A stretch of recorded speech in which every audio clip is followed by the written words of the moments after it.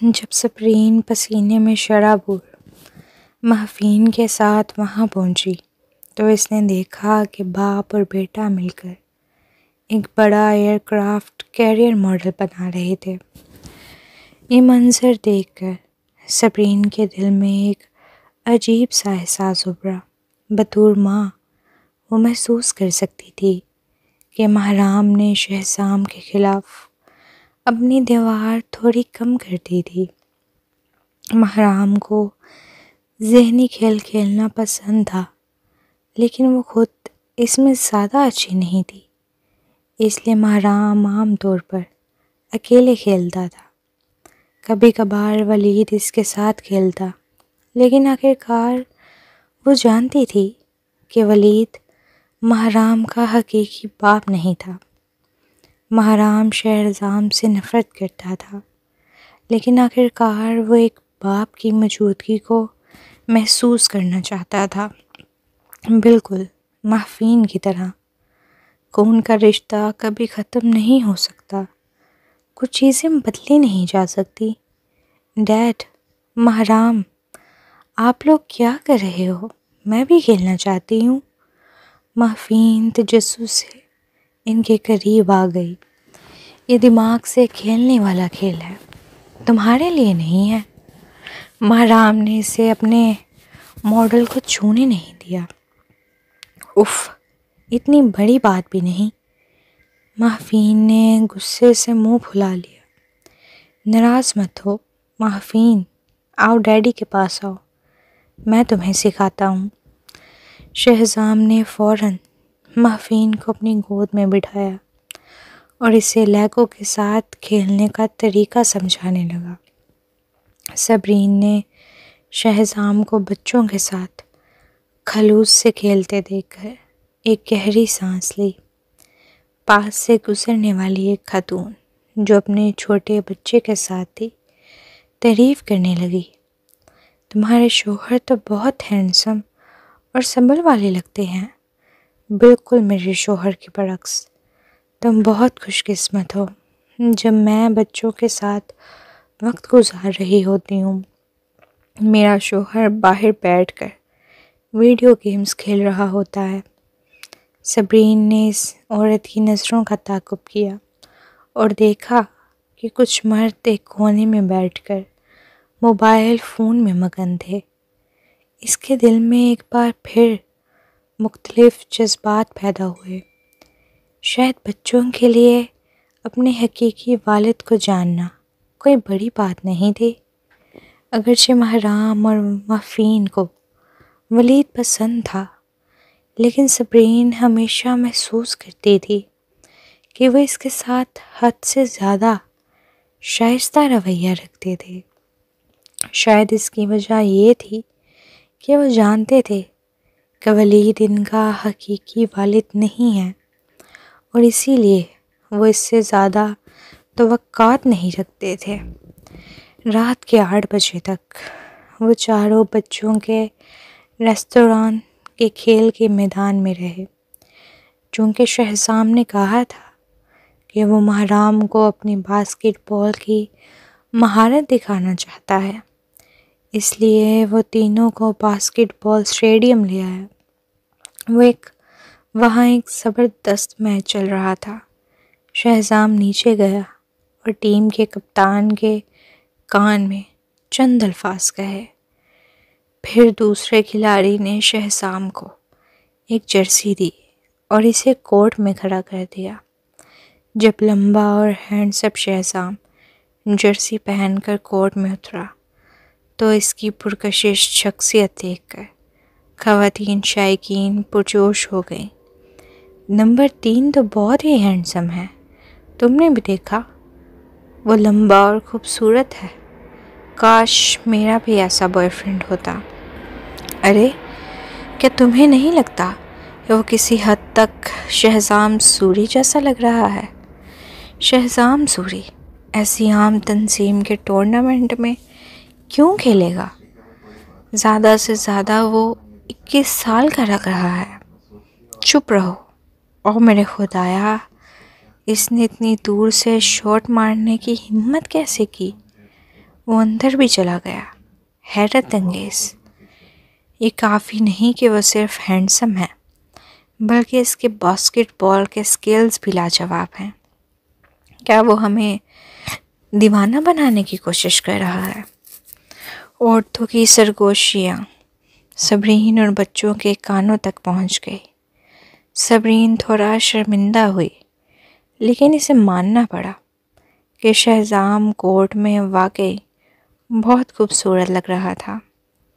بچپن میں بہت سی لڑکیوں نے سلام ڈنک دیکھی تھی جیسے صبرین نے دیکھی تھی، اسی لیے تب اسے ایزد کیڈیرکاوا کی طرح خوبصورت لگتا تھا، لیکن وہ شہزام کے سامنے کچھ بھی نہیں تھا۔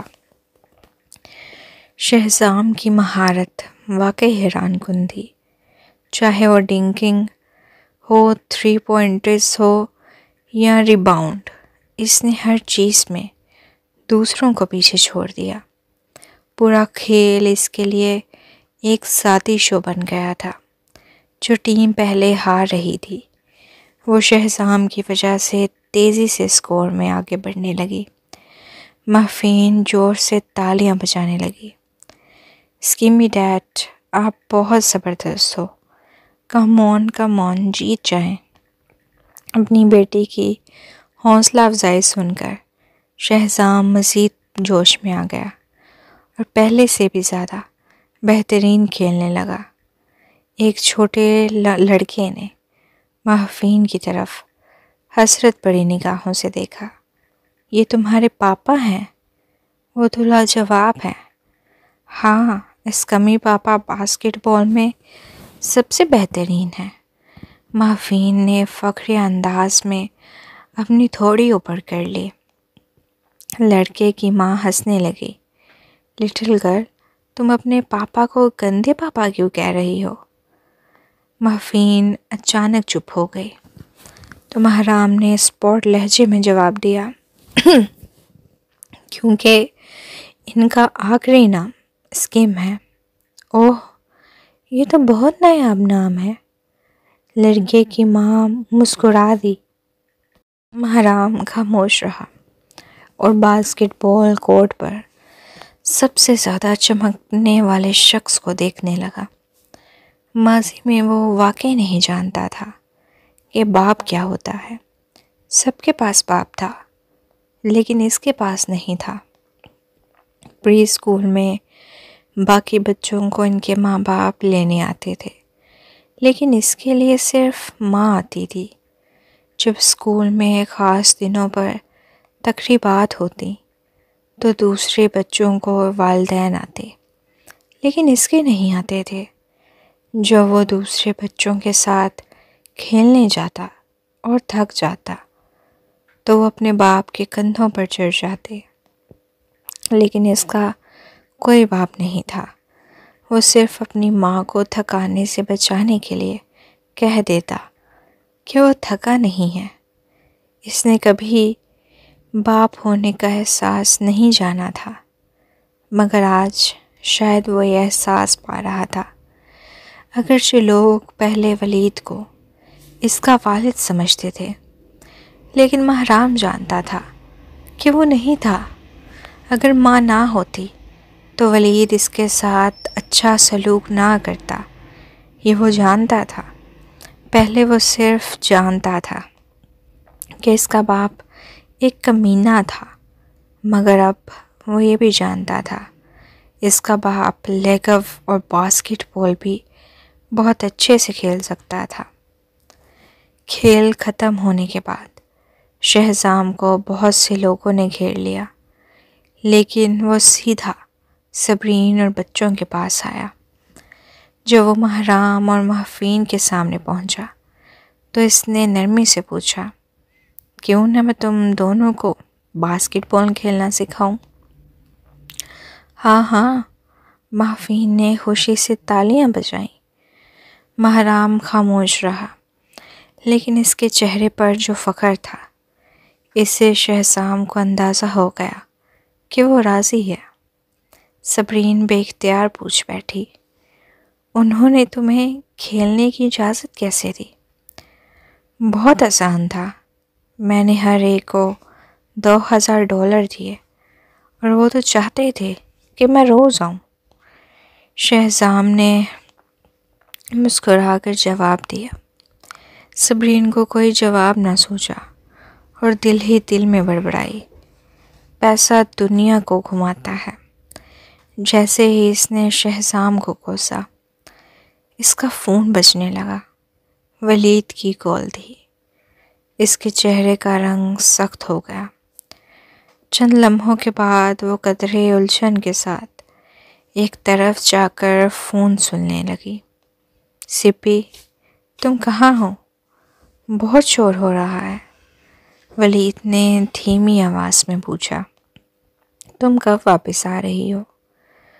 میں محرام کے ساتھ باہر کھیل رہی ہوں، تھوڑی دیر میں آ جاؤں گی، صبرین نے غیر ضروری وضاحت دی۔ اگر تم محرام کے ساتھ کھیل رہی تھی تو مجھے فون کیوں نہیں کیا؟ ولید ہنسا۔ اوہ، اگلی بار تمہیں فون کر لوں گی۔ صبرین نے کچھ بہانے بنائے اور جلدی سے کال ختم کر دی۔ جب اس نے پلٹ کر دیکھا تو شہزام اور دونوں بچے اس کے پیچھے کھڑے تھے۔ شہزام نے فکر مند نظروں سے اسے دیکھا۔ کیا ولید نے تمہیں واپس بلایا ہے؟ رات کافی ہو چکی ہے، بچوں کو کل کنڈر گارڈن جانا ہے۔ صبرین نے اپنے بال کان کے پیچھے کر لیے۔ اوہ، تو تم جا سکتی ہو۔ محفین ویسے بھی میرے ساتھ رہتی ہے اور میں آج رات محرام کو بھی اپنے ساتھ رکھ لیتا ہوں۔ میں کل صبح دونوں کو کنڈر گارڈن چھوڑ دوں گا۔ شہزام نے جلدی سے وضاحت کی۔ فکر مت کرو، میں بچوں کو تم سے چھیننے کی کوشش نہیں کر رہا، بس سوچا کہ چونکہ تم ویسے بھی محرام کو اپنے والد کے پاس بھیجنے والی ہو تو بہتر ہے کہ وہ میرے ساتھ چلا جائے، کیونکہ یہ زیادہ قریب ہے۔ صبرین نے پیشانی پر شکنیں ڈال لیں۔ شرمین ماؤنٹین پہنچنے میں 40 سے 50 منٹ لگتے ہیں، جو کافی واقعی دور تھا۔ محرام، تمہاری کیا رائے ہے؟ محرام نے ہونٹ بھینچ لیے اور خاموش رہا، لیکن محفین نے اس کا ہاتھ پکڑ لیا۔ محرام، آج رات تم میرے ساتھ سو جاؤ، ہم کافی دنوں سے ساتھ نہیں سوئے۔ کل ہم نانا کے گھر چلے جائیں گے، ٹھیک ہے؟ ٹھیک ہے، محرام نے آخرکار سر ہلا دیا۔ اچھا پھر۔ صبرین کے پاس کہنے کو کچھ نہ رہا۔ جب وہ جم سے نکلے تو صبرین اپنی گاڑی میں بیٹھ کر اکیلی روانہ ہو گئی۔ ریئر ویو مرر میں اس نے شہزام کو بچوں کے ہاتھ پکڑے دیکھا۔ ہلکی روشنی میں ایسا محسوس ہوا جیسے اس کا دل کہیں پیچھے رہ گیا ہو۔ وہ کہاوت کیا تھی، ماں کا دل ہمیشہ وہیں ہوتا ہے جہاں اس کے بچے ہوں۔ حقیقت میں وہ خود بھی بچوں کے ساتھ رہنا چاہتی تھی، مگر وہ ولید کے ولا جانا نہیں چاہتی تھی اور وہ انہیں مجبور بھی نہیں کر سکتی تھی۔ صبرین کے جانے کے کچھ دیر بعد ہادی گاڑی لے کر آیا اور شہزام اور بچوں کو لینے پہنچا۔ تھوڑی ہی دیر میں وہ تینوں سوری فیملی کے ولا پہنچ گئے۔ رات کافی ہو چکی تھی اور سب بزرگ سو چکے تھے۔ شہزام انہیں جگانے کی بجائے بچوں کو اپنے کمرے میں لے جا کر ان کے لیے نہانے کی تیاری کرتی۔ اگرچہ محرام کو پہلے کچھ عجیب سا لگا، لیکن شرارتی محفین کی وجہ سے وہ آہستہ آہستہ مانوس ہو گیا۔ جب دونوں بچے نہانے کے دوران کھیل رہے تھے، شہزام نے ایک تصویر لی اور صبرین کو بھیج دی۔ صبرین ابھی ولید کے ولا پہنچی تھی۔ جب اس نے تصویر دیکھی، گرم روشنی کے نیچے محفین کی مسکراہٹ پیاری اور معصوم تھی۔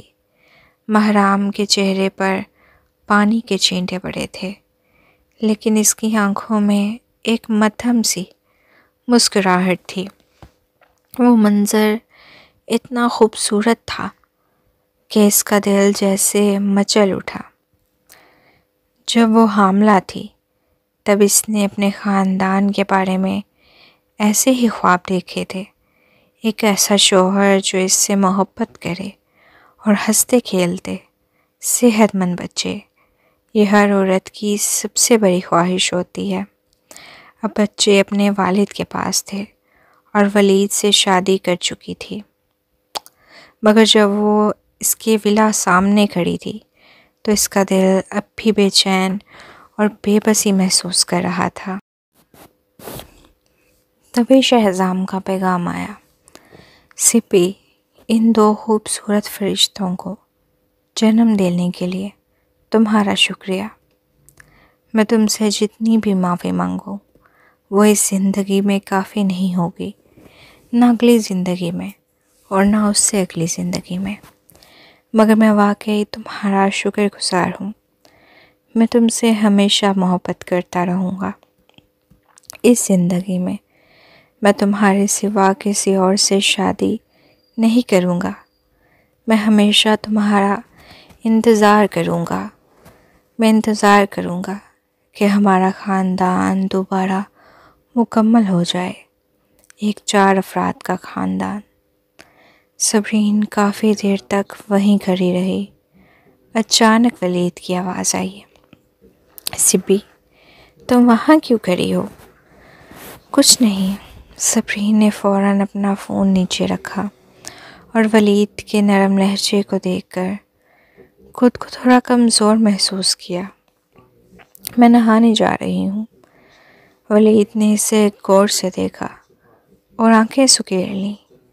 آج رات وہ کہاں گئی تھی؟ وہ جسمانی طور پر اس کے ساتھ تھی، لیکن ان کے درمیان ایک بڑھتا ہوا فاصلہ محسوس ہو رہا تھا۔ جب وہ اوپر گیا تو ماسٹر بیڈ روم کے دروازے پہلے ہی بند تھے۔ پہلی بار اس نے دستک دیے بغیر اندر قدم رکھا۔ باتھ روم سے پانی بہنے کی آواز آ رہی تھی۔ رات کافی دیر ہو چکی تھی اور وہ آواز اس کے دل میں کسی بلی کے پنجے کی طرح کھجلی پیدا کر رہی تھی۔ ریجینا نے آج اسے کافی سکون دیا تھا اور اب اس کے پاس عورتوں کی کمی نہیں تھی۔ میرا بھی اپنی خاص مہارتوں میں ماہر تھی، لیکن وہ دونوں صبرین نہیں تھی۔ صبرین کا چہرہ بے حد خوبصورت تھا اور اس کی دلکش آنکھیں ہمیشہ گہری اور نرم نظر آتی تھیں۔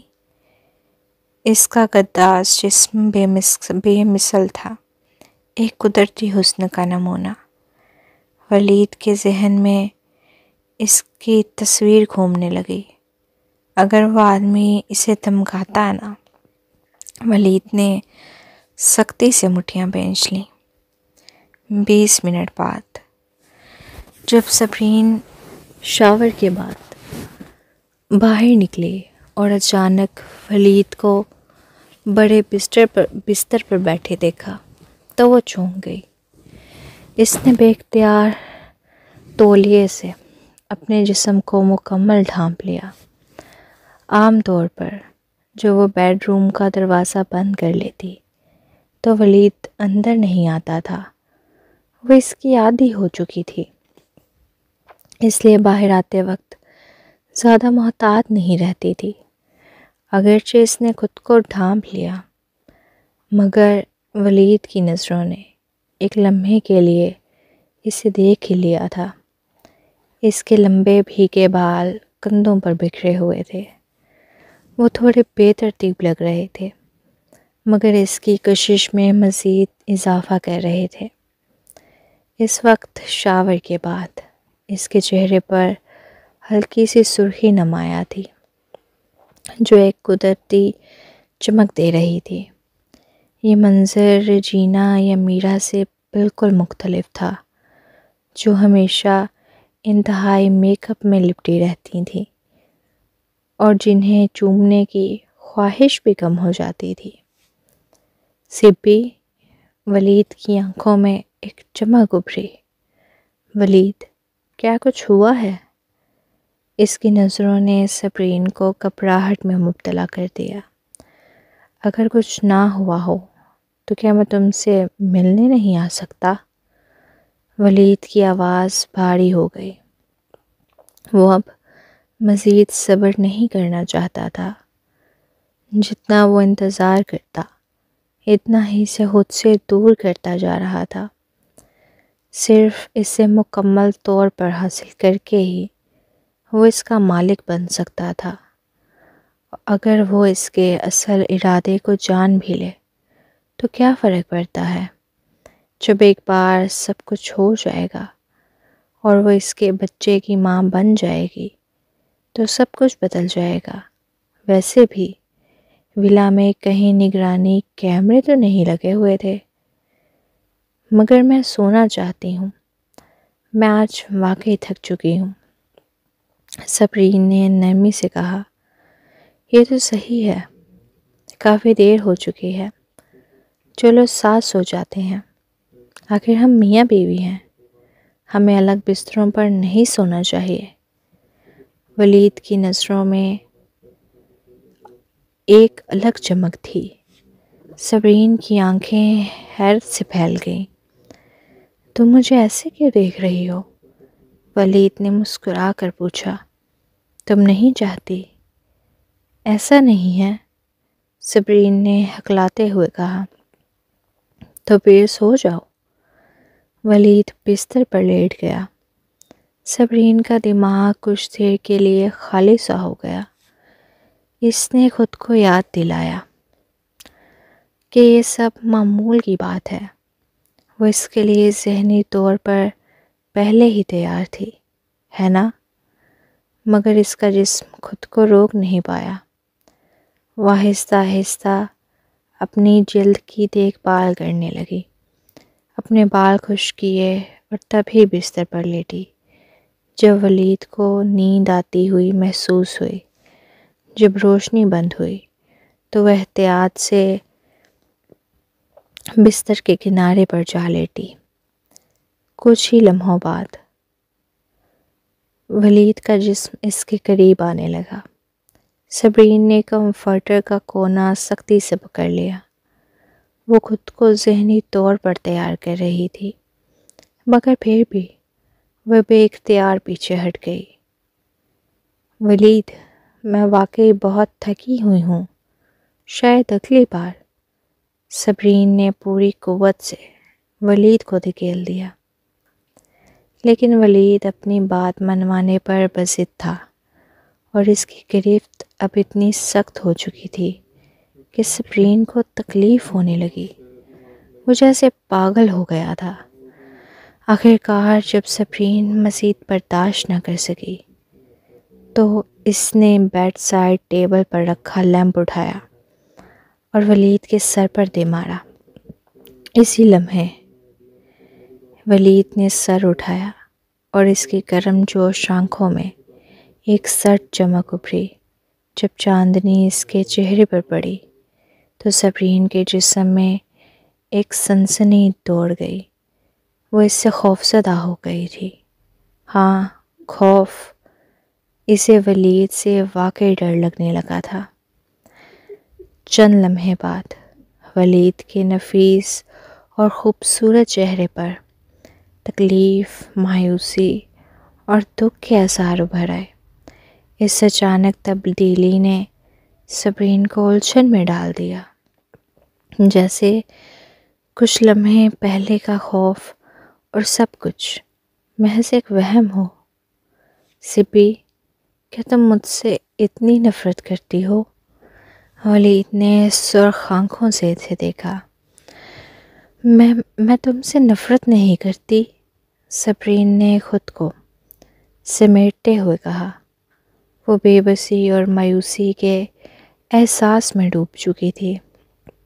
سوری ولید، میں واقعی معذرت چاہتی ہوں۔ یہ ایسا نہیں تھا کہ وہ نہیں چاہتی تھی، لیکن اس کا جسم اس کے خلاف مزاحمت کر رہا تھا۔ جب شہزام اسے چھوتا تھا تب اس کے اندر اس قدر بیزاری اور نفرت کا احساس نہیں ہوتا تھا، بلکہ شہزام کے لمس سے ایک عجیب سا سکون پھیلتا، جیسے اس کا جسم فطری طور پر شہزام سے مانوس تھا، لیکن کسی اور کو قبول نہیں کر سکتا تھا۔ یہ سوچتے ہی وہ خود سے بیزار ہونے لگی۔ ولید، کیوں نہ ہم یہ مت کہو۔ ولید نے اس کی بات کاٹ دی۔ اس کی آنکھوں میں خوف اور مایوسی واضح تھی۔ سپی، میرا دل مت توڑو، ٹھیک ہے؟ میں نے تم سے سالوں تک محبت کی ہے، میں نے تمہارا اتنے سال انتظار کیا، اور آخرکار تم نے مجھ سے شادی کر لی۔ میں نے سوچا تھا کہ اب ہم ہمیشہ ساتھ رہیں گے۔ اگر تم مجھے چھوڑنے کے بارے میں سوچ رہی ہو تو میں بکھر جاؤں گا۔ میں نہیں جانتا میں زندہ کیسے رہوں گا۔ صبرین خاموش ہو گئی۔ ولید کی باتوں نے اسے حد درجہ مجرم محسوس کروایا، لیکن ساتھ ہی وہ ایک زنجیر کی طرح اس پر باندھ دی گئی۔ یہ سب اسے الجھا رہا تھا۔ اس بارے میں مت سوچو، آرام کرو، میں تم پر زبردستی نہیں کروں گا۔ آج رات تمہیں ڈرانا میری غلطی تھی۔ ولید نے نرمی سے اس کے سر پر ہاتھ پھیرا اور باہر نکل گیا، لیکن دروازے سے باہر آتے ہی اس کی آنکھوں میں بے پناہ نفرت ابھر آئی۔ بہت خوب صبرین یزدانی۔ اصل میں اس نے سوچا تھا کہ انتقام کے بعد وہ اسے کچھ عزت دے گا، مگر اب اس نے اپنا ارادہ بدل لیا تھا۔ جلد یا بددیر وہ صبرین سے آج کی رات کا بدلہ ضرور لے گا۔ وہ اس کی زندگی کو جہنم بنا دے گا۔ دوسری طرف صبرین ساری رات جاگتی رہی، لیکن شہزام نے اپنے 2 ننھے فرشتوں کے ساتھ ایک پرسکون نیند لی۔ سونے سے پہلے اس نے انہیں ایک چھوٹی سی کہانی سنائی۔ جب بچے گہری نیند میں چلے گئے تو شہزام نے ان کے معصوم اور خوبصورت چہروں کو دیکھا، اور اس کے دل میں صبرین کی یادیں سیلاب کی طرح امنڈ آئی۔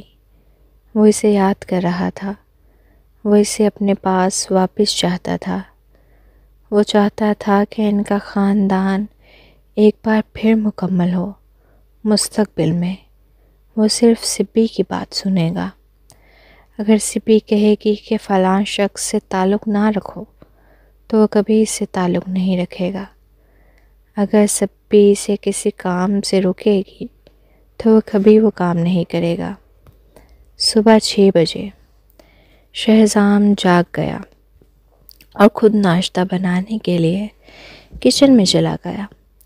سوری فیملی کے بزرگ مسٹر مسز سوری صبح جلدی اٹھ گئے۔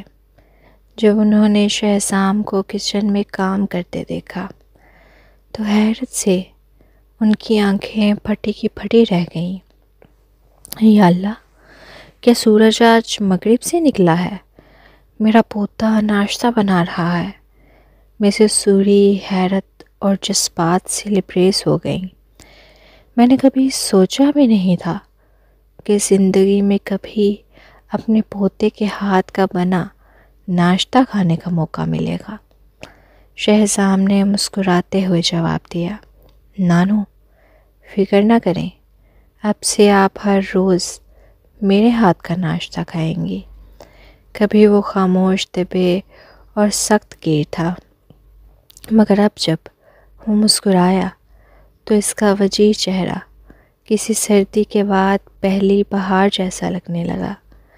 مسٹر مسز سوری کو ایسا لگا جیسے انہوں نے کوئی بھوت دیکھ لیا ہو۔ شہزام، کیا تم پر کسی عصیب کا سایہ ہو گیا ہے؟ مسز سوری نے جھجکتے ہوئے پوچھا۔ شہزام اچنبھے سے انہیں دیکھنے لگا۔ اسی لمحے ایلینا نیچے آئی اور پوچھا، موم ڈیڈ، آپ دونوں کچن کے دروازے پر کیوں کھڑے ہیں؟ ایلینا، شہزام آج ناشتہ بنا رہا ہے، مسٹر سوری نے سنجیدگی سے کہا۔ ایلینا نے حیرت سے شہزام کو ایپرن پہنے دیکھا اور پل بھر کے لیے ساکت ہو گئی۔ یہ تو اچھی بات ہے، تم ہمیشہ دوسروں کے بنائے کھانے میں نقص نکالتے ہو، اب خود بنا رہے ہو تو زیادہ کھا سکو گے۔ مسئلہ یہ نہیں ہے، مسز سوری نے آہستہ سے سرگوشی کی، مسئلہ یہ ہے کہ وہ مسکرایا ہے، وہ بھی ایسی مسکراہٹ جیسے ہم نے کوئی بھوت دیکھ لیا ہو۔ شہزام جھنجھلا گیا۔ نانو، میں صرف اس لیے مسکرا رہا ہوں کیونکہ میرا موڈ اچھا ہے۔ کیا کچھ اچھا ہوا ہے؟ مسز سوری نے تجسس سے پوچھا۔ سوری فیملی کے حالات کچھ زیادہ اچھے نہیں تھے۔ دانش پاگل ہو چکا تھا، سنیت سوری دوبارہ سنبھل نہیں پایا، اور عشرت دن بھر شکایتیں کرتی رہتی تھی، روتی رہتی تھی۔ اگر مسز سوری کا دل بڑا نہ ہوتا تو وہ غصے سے مر چکی ہوتی۔ ایلینا نے بہرام کے بارے میں سوچا۔ اسے لگا کہ شہزام اس لیے خوش ہے کیونکہ اس کے والد واپس آ گئے ہیں۔ یہی وجہ تھی کہ لوگ کہتے تھے کہ باپ کا ہونا بچے کی زندگی میں ضروری ہوتا ہے۔ ماضی میں شہزام ایک برف کے ٹکڑے کی طرح سرد مہر تھا، لیکن بہرام کے آنے کے بعد وہ بالکل بدل گیا تھا۔ آپ کو بعد میں پتہ چل جائے گا۔ شہزام نے اپنی بھویں اٹھائیں۔ اس کی آنکھوں میں ایک انوکھا جوش تھا۔ دونوں بزرگ الجھن میں پڑ گئے، مگر ایلینا اچانک گھبرا گئی۔ جب دونوں بزرگ باہر چلے گئے تو ایلینا پریشانی سے شہزام کے قریب آئی۔ کیا تمہارے پاپا آج یہاں آ رہے ہیں؟ شہزام نے ایلینا کے پریشان چہرے کو غور سے دیکھا، پھر ہلکی سی مسکراہٹ کے ساتھ کہا، آپ زیادہ سوچ رہی ہو، میرے ڈیڈ کا سوری فیملی سے کوئی تعلق نہیں ہے، وہ یہاں کیوں آئیں گے؟ یہ تو سچ ہے۔ ایلینا نے نظریں جھکا کر آہ بھری۔ شہزام نے اچانک پوچھا، کیا آپ پھر سے میرے ڈیڈ کے اچھے ہونے کے بارے میں سوچ رہی ہو؟ بالکل نہیں، مجھے بس ان کے ساتھ کیے گئے سلوک پر افسوس ہوتا ہے، ایلینا نے تیزی سے جواب دیا۔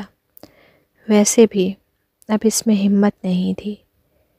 یہی اچھا ہے، مجھے بس یہی ڈر تھا کہ آپ انہیں واپس چاہو گی، شہزام نے کہا، مگر میں آپ سے مختلف ہوں۔ کم از کم میں نے میرا سے شادی نہیں کی اور نہ ہی اس کے ساتھ کوئی بچہ پیدا کیا۔ ایلینا نے غصے سے اسے گھوڑا۔ کیا اس بات پر فخر کرنا بنتا ہے؟ کم از کم میں نے تمہیں اس دنیا میں آنے دیا۔ کیا تم نے اپنے بچوں کو اس دنیا میں آنے دیا؟ شہزام نے ہلکا سا کہکا لگایا۔ ایلینا کو اور بھی شک ہوا۔ ماضی میں اگر وہ ایسا کچھ کہتی تو شہزام کا چہرہ فوراً بدل جاتا، مگر آج وہ بالکل نارمل تھا۔ چائے یہاں سے، جب میں ناشتہ بنا رہا ہوں تو مجھے تنگ مت کریں۔ شہزام نے اپنا فون نکالا اور ایک ویڈیو کے مطابق اسپنج کیک بنانے لگا۔ ایلینا کی الجھن مزید بڑھ گئی۔ یہی بے یقینی مسز سوری کو بھی تھی۔ جو اصل میں مسٹر سوری کو سیر پر لے جانا چاہتی تھیں، مگر گھر میں ہی رک گئی۔ صبح 7 بجے کے بعد الینا اوپر گئی تاکہ محفین کو جگا سکے، مگر کچھ ہی لمحے بعد اوپر سے ایک چیخ سنائی دی، الینا کیا ہوا؟